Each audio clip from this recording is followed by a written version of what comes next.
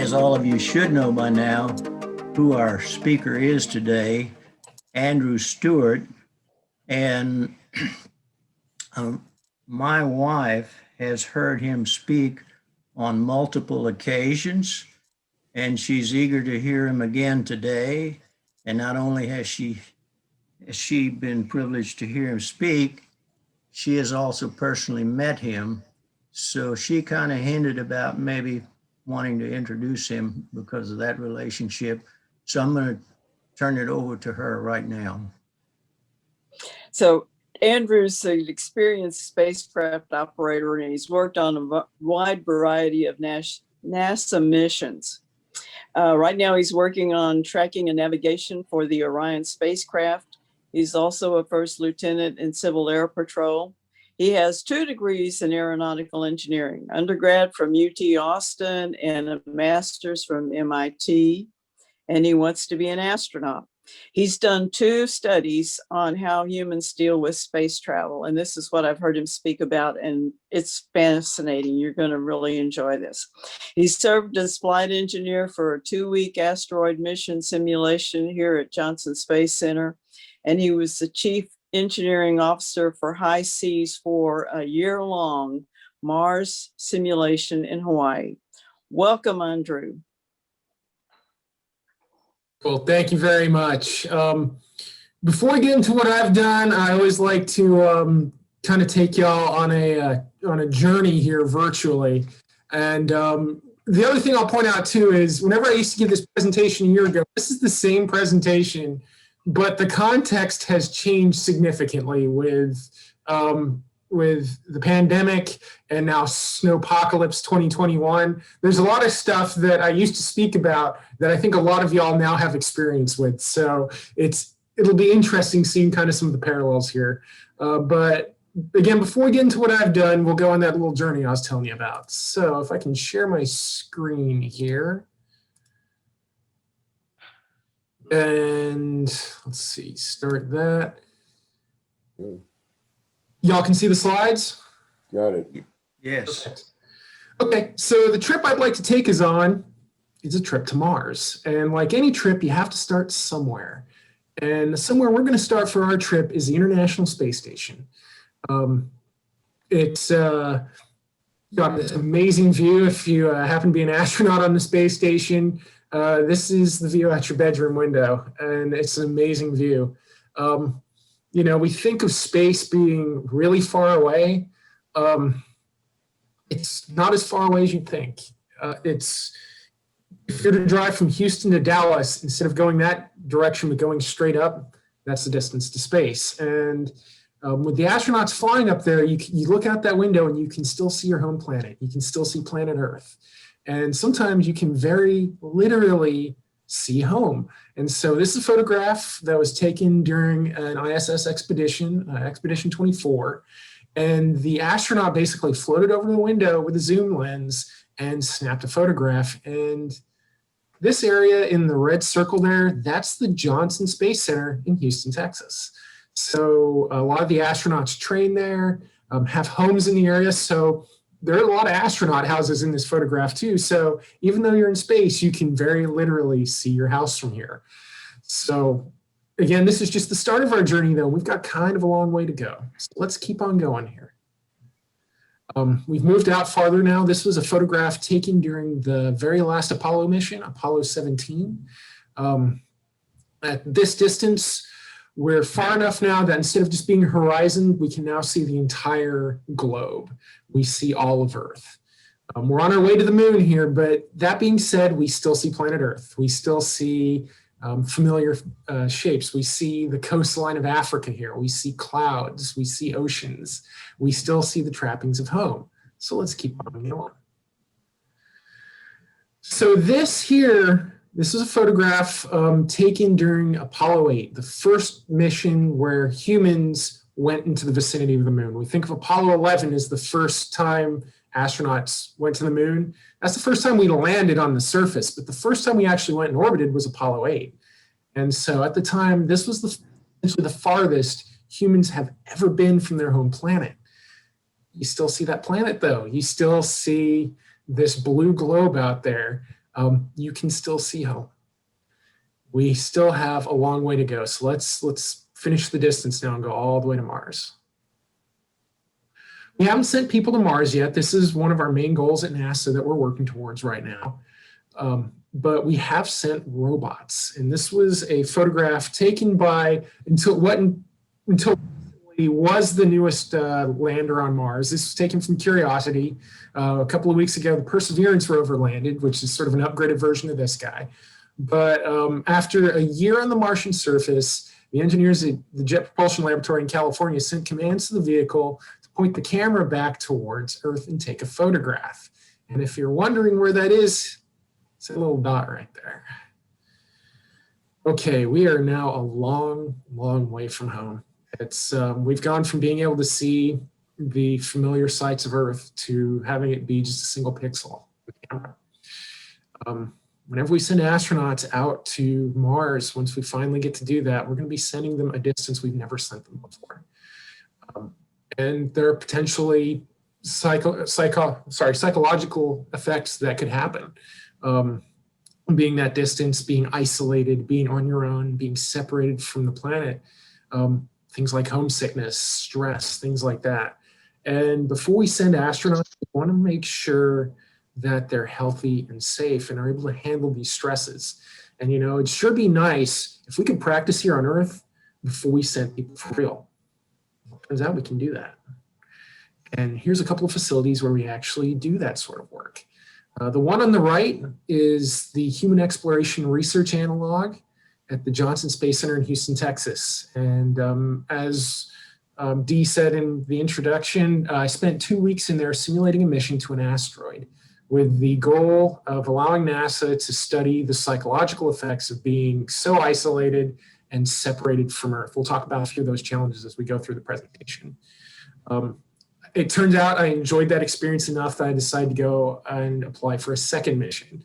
And so that facility on the left is the Hawaii Space Exploration Analog and Simulation, or HI-SEAS. And that facility is on the side of the Mauna Loa volcano on the Big Island of Hawaii.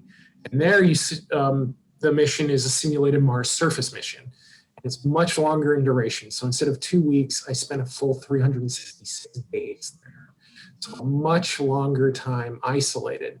That being said, we've all spent a lot of time isolated now. So y'all probably understand these stresses a little bit more than some of the audiences I've had in previous years. So we're all kind of getting used to isolation, but still these are even more isolated than I think we're used to. And we'll talk about why here in a couple of slides. What I will point out though is when I'm talking about isolation, I'm talking extreme isolation.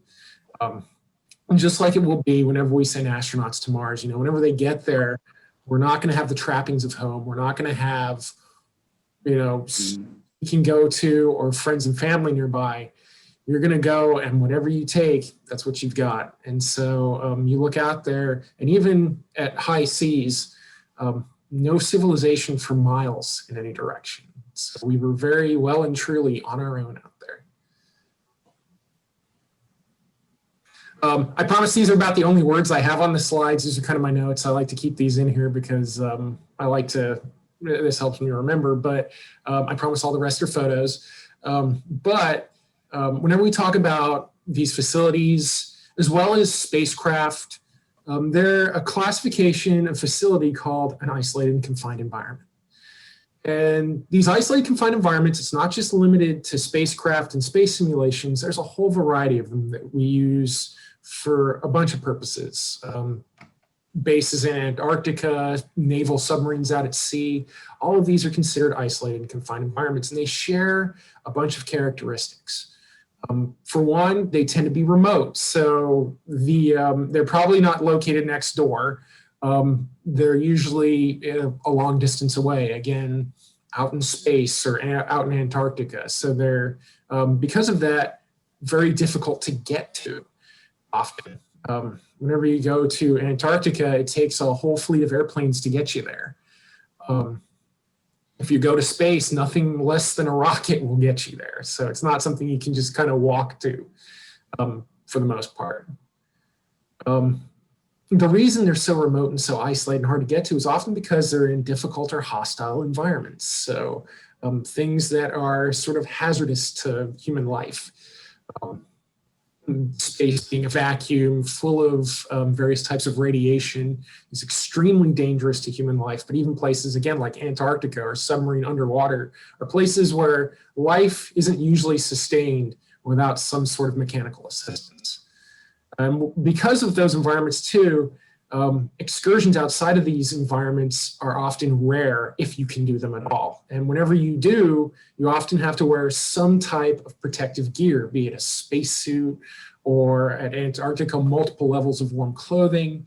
If you do get to leave the environment, which isn't always the case, for instance, in a submarine, you're stuck inside that submarine with all the stresses that come with being stuck in an environment and not being able to leave. But whenever you do get to leave, you do usually have to protect yourself from that hazardous environment. And finally, and this one's a little different, but it's kind of one of the big things that we were studying in these simulations. They're inhabited by artificially composed groups most of the time. So whenever we send people out into space or into on a naval vessel, we're not selecting people because they were previously knew each other and hung out or family members. We're picking people who fulfill a role or a job. And so we're picking the best people for the job, and then they kind of have to learn to get along with each other. In some cases, so space missions usually train for years before they go up, but in a lot of cases, we're just kind of sending people and they meet each other when they get there. And so this can create issues if those people or those personality types don't get along well with each other. And so this was sort of a major focus of the studies that I participated in. What happens whenever you take a group of people who are really good at their jobs, but haven't ever met each other before necessarily, and you literally put them on another world? What happens? How do they work well with each other? How can you mitigate the stresses that come across? And so that was kind of the main thrust of the research we were doing. Now, I made it sound earlier like it's very lonely out there, but whenever you go on a mission like this, you're generally not alone. There are very few solo space missions nowadays. You go with a crew just because there are a lot of roles and jobs that need to be fulfilled in order to make a space mission work. And so for our two simulated missions, these were my fellow crewmates. On the left, that was the crew of the 2-week HERA mission. That's me on the left. Next to me is Linda Royburn, who works with the National Guard and was one of our mission specialists. Shana Gifford next to her is a doctor and a journalist and was the other mission specialist for the mission. And then Ethan Good is another flight controller here at the Johnson Space Center, and he serves our mission commander. So going from the 2-week mission to the year-long mission, and also for the year-long, this was an international mission. So where all of the people in HERA were American, we had a couple of foreign nationals as part of our crew at high seas as well. So Cyprien Verseau is actually from Paris, France, and is an astrobiologist, so studying how to keep things like bacteria alive in a space environment. Next to him is Christiane Heinecke, who is from Germany and is a physicist and was our chief science officer for the mission. Carmel Johnson is a soil scientist from Montana and served as our mission commander. Tristan Bassingthwaite is also from Montana, and he's a little different. Instead of being sort of like a hard science, he's actually in architecture, which actually has a lot of bearing on a space mission as well. He was kind of there to study how to make an environment that's not only functional, but is also a place where the astronauts would want to live, somewhere that helps kind of with their mental well-being as well. Shana Gifford was the doctor on this mission as well, and that's me on the far right as the chief engineering officer of the mission. And what I like to point out here is during the duration of the mission, these were the only people I got to talk to sort of face to face. So the crew of 6 there, those 5 other people are the only 5 people I got to see for a year. So imagine what that stress is like. I'm sure, especially for people who might have siblings and grew up with brothers and sisters, imagine what it would be like to be locked in a house with them for a year and not be able to leave. If that sounds like it could be stressful, absolutely. And there are reasons for that. And there, you know, even with the best, most professional people, people have different life experiences, a diversity of experience, and disagreements come up, and you have to learn to kind of overcome those disagreements. I like to talk about the facility first, and this one's going to ring a little bit more true after the events of a couple of weeks ago. But whenever you're in a space mission or even a simulated one, things take on a whole different value. Here on Earth, one of the most valuable things we have is money. That's, you know, we transfer that for goods and services. But out in space, because there's nowhere to spend that money doesn't really have any value anymore. Sort of a running joke among the crew was that we had a $20 bill that we would bet on things, and we'd hand that $20 bill around, and it was useless. You couldn't spend it anywhere. So it was just more for a joke than anything. The things that do have value when you're in space are the things that keep you alive. Your water, your air, and your power, which is why I say y'all probably understand this a bit better now, because these are the things that kind of dictate how you can run your mission and do your day. So whenever things become limited, be it due to generation issues or malfunctions, this affects what you can do on that day. Our power was for high seas. Because we were on the side of that mountain, we were completely disconnected from the grid, so we generated all power on site. That big solar panel you see in the top left was our main source of power. And so, you know, being on Earth, we got cloudy days. And so whenever those clouds would roll in, that would have a major effect on our day. That would mean perhaps we wouldn't get to run on the treadmill that day. Perhaps we wouldn't get a warm meal. In the winter, when the days were shorter and we were getting less power already, and it was colder, that means maybe we wouldn't be able to turn on the heater as early as we'd like, and we'd need to, you know, throw an extra blanket on the bed or wear an extra layer or two of clothing until we got enough power on the solar panel to start warming up. So these things very much limit what you can do. Another big one is water. Water is very heavy, 8 pounds per gallon, and you need multiple gallons of water to survive a day comfortably. So on the space station, it gets recycled, and I mean all of it gets recycled. If you sweat on the ISS, the air conditioning system on the ISS is actually able to filter that water out, clean it, filter it again, and then clean it to the point where it can be reused as drinking water. There are other things I won't talk about here as well, but needless to say, all water on the ISS is recycled in some manner or another. This is, however, expensive technology, so to simulate that, we had a limited supply. Those 2 green tanks you see up there, each holds 500 gallons, and that had to last us a minimum of 1 month. They would send resupplies 1 month minimum. It was actually up to us, and in particular me as the engineer, to calculate how much water we were using and schedule the resupplies. And we actually got down to about 24 gallons per day. So 4 gallons of water per person per day, because we were doing extreme measures to save that water as much as we could. Whenever we washed our hands, we would reuse that water as mop water later in the week.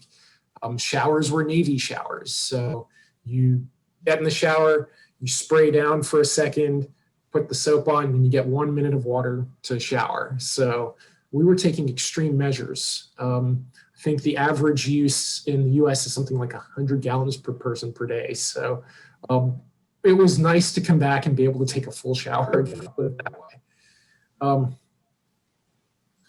Now, whenever you're in a spacecraft or a habitat on the surface of the planet, they're like the most advanced smart homes you've ever been in. There are sensors there to detect, again, all those resources I've talked about, things to measure the safety of the habitat. And our habitat at high seas was no different. We had sensors telling us how much power we had in the batteries, how much power our solar panels were generating, how much water we had left in those tanks. We even had things to measure air quality. Our mission controllers could tell when we were exercising because they had CO2 monitors located at certain points in the habitat. And when we were exercising, the CO2 would spike because we were breathing more.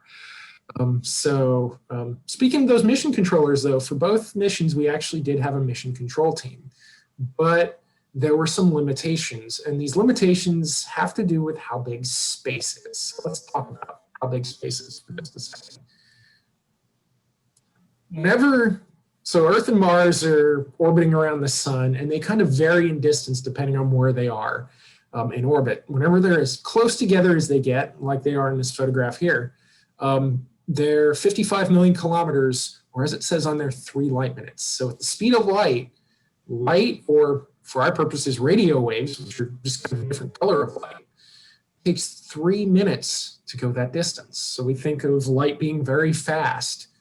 Whenever you switch on a light switch in your house, that light hits your eyes almost instantly. But we're talking about distances that are so great now that even at that speed, it's 3 minutes.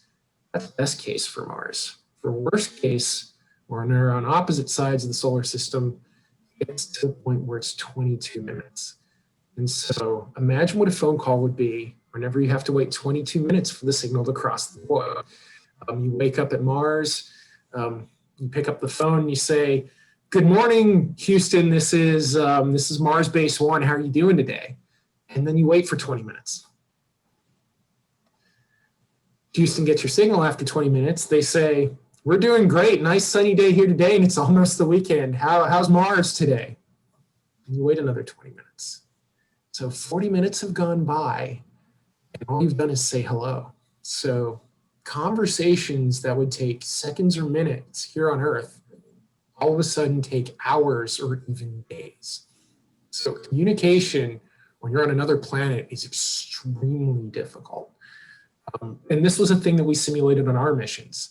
For HERA, we started at real time with our mission control team and slowly built to a 10-minute delay over the course of the mission. For high seas, we started at 20 minutes and left it at 20 minutes for the whole mission. And of course, this wasn't just for our mission control team, this was for friends and family as well. So the outside world, anytime we wanted to communicate, was either through email or electronic file transfer. And we would have to put it on a server, wait 20 minutes for whatever we'd sent to get delivered, and the same thing coming back too. If you've ever sent email to people and had to wait for the response, you kind of get an understanding of what that's like. But imagine that for all of your communication. So that does create challenges in working with a mission control team. It's possible that things could go wrong, and by the time you've told mission control and heard back instructions from what to do, you've already had to respond to the problem and come up with a solution to stop it from getting into other problems. So it makes it so your team has to work fairly autonomously when you're on Mars. Talked about kind of the facility and the environment, but let's talk about life in there a little bit as well. So whenever you send people to Mars or even a simulation, you're not just kind of sending them there to live. It's not like Big Brother Mars or anything like that. We're sending people for a purpose, and that purpose for NASA is science. And we did a lot of science. I told you all earlier about the main science, which was psychological testing, cognition, things like that, things to see how well we were doing mentally and emotionally with the stresses of spaceflight. Some of these were done through surveys. I filled out literally thousands of surveys over the course of my missions. Some of the things we would do, though, are what are called flight-like tasks. So things that the astronauts do for real, but with the added dimension of we were doing them for a lot of the same reasons, either to conduct experiments or to maintain our habitat. But at the same time, we were also being measured. And that wasn't necessarily to give us a grade. It's not like we were passing or failing, but NASA wanted to see the effects of spaceflight on our ability to do these things. Were we getting better due to practice? Was the stress making it so we were slowing down? Were we getting better or worse at things? So that was a major sort of source of the science while we were there. High Seas was a long enough mission, though, that we actually got to take some of our own science too. And so a lot of my crew members took plant experiments. We'll talk a little more about that in a couple of slides. The crew doctor worked on rescue. What happens if an astronaut is outside the habitat in their spacesuit and damages their suit or injures themselves? How do you safely get them back to the habitat to fix the suit or to give medical attention? I didn't do quite as much science, if only because I was there to kind of keep the habitat working to enable everybody else's science. But I did take a couple of sort of robotics experiments with me. I took that drone you see in the top left, the idea being that that's something you could fly around to get to places where you can't go. So you could fly that over rough terrain to do mapping, or you could fly that over to assess the top of your habitat. We actually did get hit by weather a couple of times and used that to help us see what needed to be fixed up there. And for me, it was actually, this is an interesting one. I'd mentioned the Perseverance rover landing on Mars, and it turns out it's got a little helicopter on board that it's going to deploy, and it's going to be the first thing to kind of fly around autonomously in the atmosphere of Mars. So it was interesting. This didn't lead to that. It's kind of more just a happy coincidence, but having done that experiment and seeing that they've landed a helicopter on Mars now, I'm really excited to kind of see how that goes. Another thing, whenever you send people to Mars, you don't want them to just stay in that habitat. We're sending them there because we want to study Mars itself. We want them to get outside, dig in the dirt, do geology. If you saw that HERA picture earlier, you noticed that that was in kind of a hangar. And so for HERA, the 2-week mission, we just stayed in that the whole time. We never left because going outside would have kind of broken the illusion. But in high seas, we had that whole mountain around us, and it's this very sort of desolate lava rock. It looks a lot like the Martian surface, very little plant life, very little animal life. So it's sort of a very convincing simulation of an alien planet. And so for high seas, we would go out minimum twice a week, sometimes more depending on demands. And it was to do the same things that astronauts would do. We were assigned geology tasks that we had to fulfill while we were out there. We had a couple of crew members who were running their own sites, and occasionally we would have to go outside to work equipment or to do maintenance to our habitat. And so you can see in the pictures here, we had simulated spacesuits because whenever you go outside in Mars, the atmosphere is very thin. I think about 1% of the density of Earth's.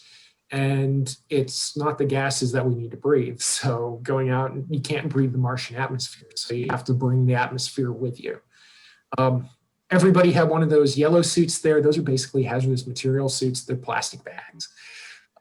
They're cheap, so you can get them easily for an experiment, but they're not very realistic because a real spacesuit has a backpack full of equipment. And so those white suits there, which were given to us by the University of Maryland, were more realistic. Fans in the back to move air around the suit, cooling water that went through tubes in a vest that you'd wear underneath the suit.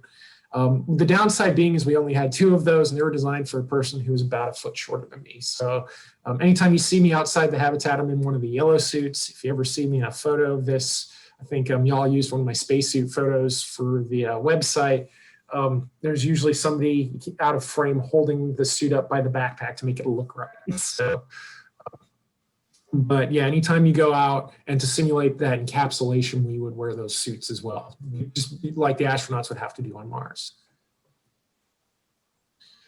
I talked about having to sort of take everything with you when you go on a Mars mission. You really are on your own there, and kind of what you have is what you have. If something breaks, you have to fix it. We had been there, we were the 4th mission. And so we were about 3 to 4 years into the life of the habitat. And that's about the time when warranties start running out on things. So we did have to repair a few items while we were there. The top left is one of our stoves, and another stove had already broken. And so this is me taking parts from those 2 stovetop units and trying to make a working unit again. Because you can't, again, just kind of go out and buy something from the store. If you need something sent from Earth, there's sort of a window every 2 years, and it still takes 8 or 9 months for the spacecraft to traverse that distance. So you've kind of got what you have with you already. The other thing is we don't have janitors in space. If there were janitors, I would totally sign up for that because anything in space sounds cool to me. But what that means is the astronauts have to do everything. So, you know, you see astronauts on TV doing things like wearing spacesuits and practicing in jet fighters and flying, launching in space shuttles. And that's the cool part of the job, but they still have to do everything that you do here on Earth. So keeping the habitat clean, fixing things, fixing meals. They still have to do everything the regular person does. Your mother isn't there to clean up after you. And so whenever I give this to school groups, I say, hey, if your parents make you clean your room, what they're really doing is they're training you to be an astronaut. So yeah, you're responsible for everything, even all the non-glamorous stuff as well. I like to talk about the food a bit. With everything else, it sounds weird, but when you're there long enough, it starts out being very novel, things you've never done before, but the longer you do them, they sort of become your routine. What I say is the novel becomes normal, and what used to be normal before becomes novel. You kind of get into a routine. You start saying things like, oh, it's Wednesday morning. Of course I'm putting on my spacesuit today because that's what we do on a Wednesday morning. You know, which sounds crazy now, but when you're there, that just becomes your routine. That becomes your life. But the food for me was kind of the thing that kind of kept me remembering I was doing something a little bit different. For HERA, because it's at Johnson Space Center, we actually ate the same food that they eat up on the ISS. And what I'll say about it is it's actually pretty good. Space food's kind of got a bad rap. During the early Mercury and Gemini programs, the food actually was really bad. It was sort of pastes in toothpaste tubes and food cubes. And the food back then was very unpalatable. The astronauts didn't like it very much, but there has been several decades of research since to get the food right. And so a lot of the food now is actually pretty good. A lot of the food is freeze dried. I told you earlier, it takes a long time to get the food, package it, send it up to space, and then it'll probably stay in storage a while before it gets eaten. So it has to last a long time. And so a lot of the food is freeze dried. The top right there is a shrimp cocktail, and it looks kind of like styrofoam, and it kind of has that consistency as well. And what you do, and I'm doing this in the top left photo, is you hook it up to a water source and you inject water into the bag and kind of mix it up and shake it around. And as you're getting that water into the bag, it kind of becomes food right before your very eyes. And again, most of it's pretty good. There were a couple of dishes we didn't like. The one big difference I'd say was vegetables and fruits tend to come out a little mushy from adding that water back in. You kind of miss the crunch of a fresh carrot just because the reconstitution process kind of makes things a little mushy. But aside from that, I actually very much enjoyed the food, and actually do, now that I'm at Johnson Space Center working, I actually do volunteer to test some of the new space foods that they're aiming to send up to the ISS as well.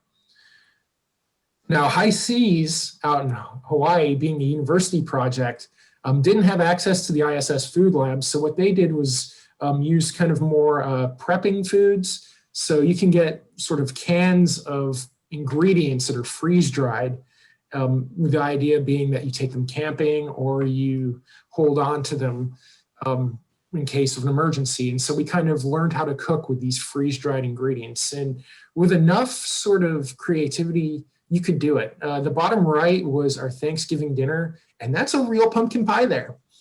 Canned pumpkin lasts a long time, so that's non-perishable food. Same thing with flour, add water and spices, and you have a pumpkin pie.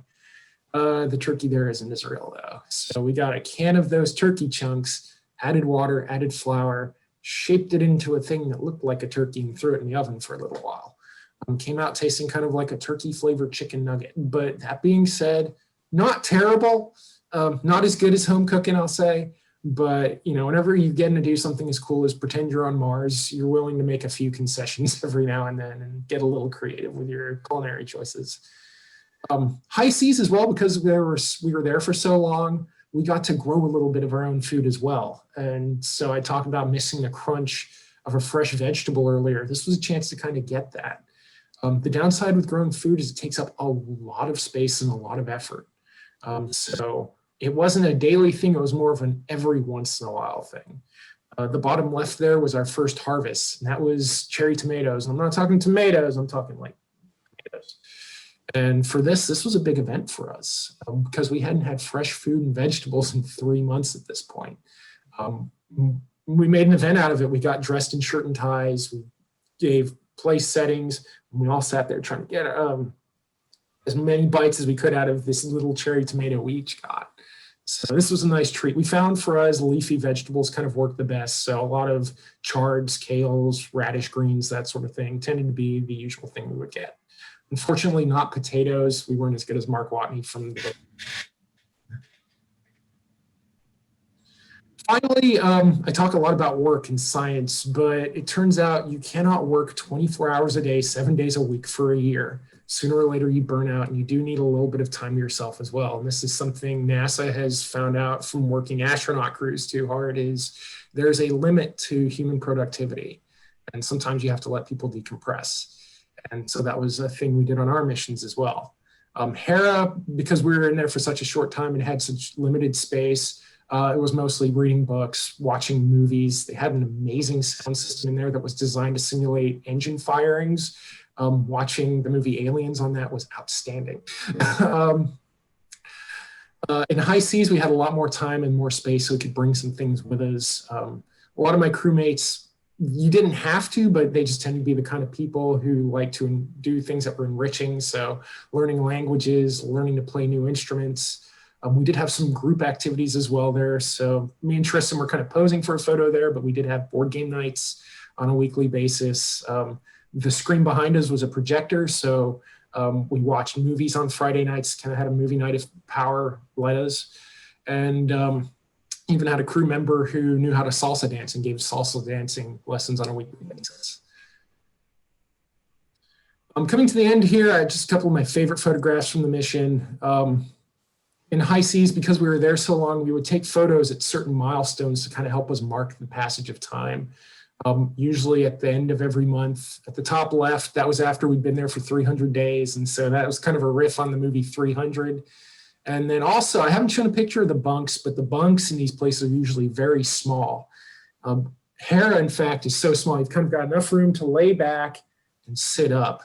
And that's about it. So on the last mission day in HERA, we crammed all 4 crew members into one of those bunks and took a photo, and that's what you're seeing at the bottom left. But that brings me to the end of my presentation. I'm happy to answer questions. Do we have any questions out there? Do we have time for that? Several questions.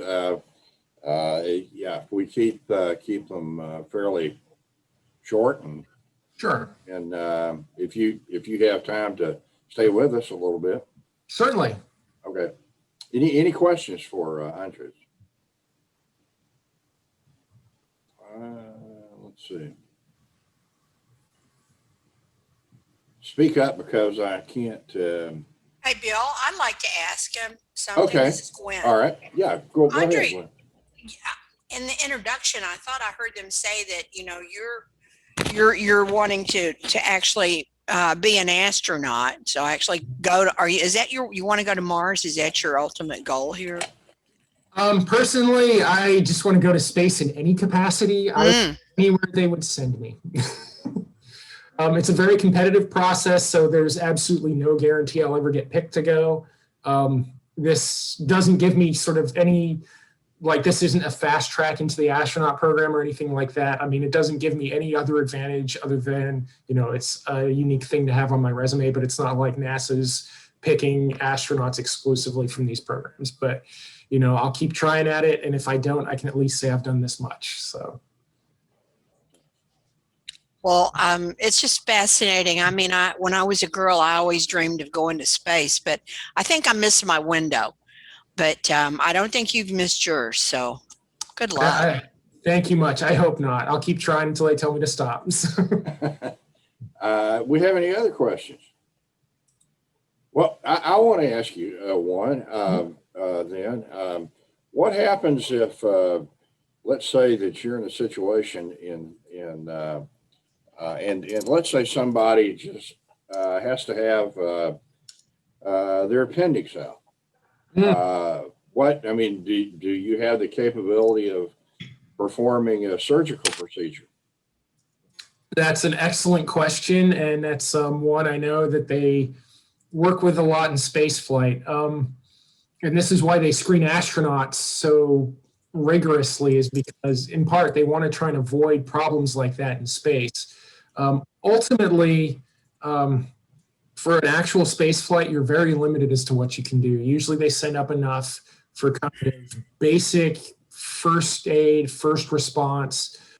I know for us at High Seas, we had everything up to the point where we could put an IV on somebody to help rehydrate them. I think that's about the extent of what we could do. Okay. The difference between the two, sort of us and a real mission, is because we were here on Earth, if things got really bad, we could call time out on the mission and pull that person out if needed. And Right. that has happened on a previous mission where somebody had a medical condition and had to be disqualified from the mission for their safety. In real space flight, you've got fewer options. And so, you know, if you're on the International Space Station, there's ways to get people back fairly quickly, and that's what you would have to do. For Mars, that's one of the considerations in sort of what medical equipment we'd be taking and the kind of people we'd be sending is you can't always come back from Mars when you want to. It could be up to, once you get there, up to a year before you've got a chance to get back to Earth. Right. Okay. That's something we're still researching, is how much can we send realistically? How much training, how much facility can we send? Because ultimately it won't be as good as, you know, a level 1 trauma center here on Earth. Well, now, do you deal with the National Space Biomedical Research Institute? I don't personally. I'm sure they have some connections. I'd have to ask around to see, because I know that there are, whenever you get in a study like this, you get a list of PIs on your study. And I've done small things like, you know, simple blood draws for NASA. Something like this will have a page full of Gotcha. private principal investigators from a bunch of different studies. So it's possible. I don't recall all of the people we worked with on this. Okay. I have a question. I know they used to have a program for civilians to kind of see what the simulation would be like at NASA, and they would take volunteers to go in for a couple of months and be isolated like this. But what commitment did you personally have to make, you know, in case something happened to a member of your family or whatever, in terms of commitment to this program? So this is, because this is essentially human testing. You're there as a volunteer. So even when the mission is in effect, by law, you can pull yourself out at any time if you have a reason to. And so that's by law, that's protected rights for a human test subject. So you select people who you hope can stay, and you hope they don't have problems. But that was absolutely something that was discussed with us, is, you know, if you have a family member that has an issue, you have the option to bring yourself out. Fortunately, we never really ran into anything like that where anybody needed to come out. I'd say the closest we got, I mentioned that Cyprien was from France, from Paris, and we were in there whenever the terrorist attacks on Paris happened.